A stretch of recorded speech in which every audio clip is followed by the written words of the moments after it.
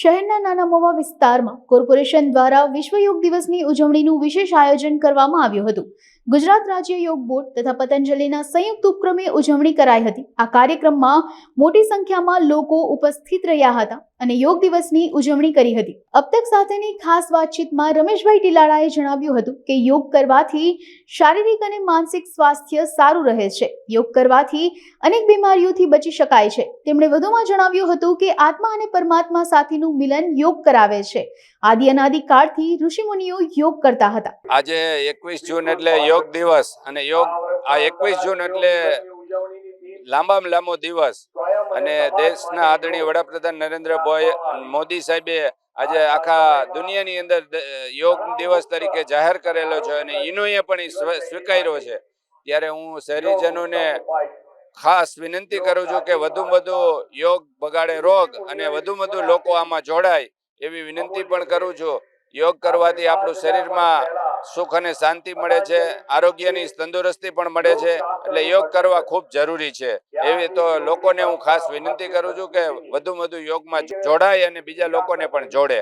લોકોને સંદેશો વધુમાં વધુ તંદુરસ્તી માટે યોગ ખૂબ જરૂરી છે અને યોગમાં આપણે જોડાવવું જોઈએ એવી હું સૌ રાજકોટ શહેરીજનોને વિનંતી કરું છું। अब तक સાથેની ખાસ વાતચીતમાં વલ્લભ કથિરિયાએ જણાવ્યું હતું કે 21મી જૂનના દિવસે સમગ્ર દેશ યોગમય બન્યો છે। એક કહેવત છે કે સાચું સુખ તે જાતે નર્યા। યોગ અને પ્રાણાયામનો આપણી સંસ્કૃતિમાં ઉલ્લેખ કરવામાં આવ્યો છે।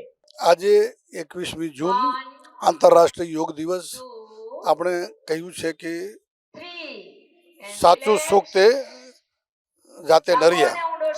હેલ્થ ઇઝ વેલ્થ અને આપણી ભારતીય સંસ્કૃતિમાં જે જીવનશૈલી બતાવી છે એમાં યોગ, પ્રાણાયામ, કસરત અને ખોરાક, ધ્યાન આ બધા એક એવા તત્વો છે કે જે સાચા અર્થમાં સમગ્ર માનવ જાત માટે છે।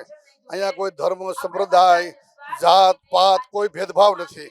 કોઈ એ સાર્વગ્રહી છે, સાર્વભૌમિક છે, સાર્વદેશિક છે અને સાર્વજનીન છે।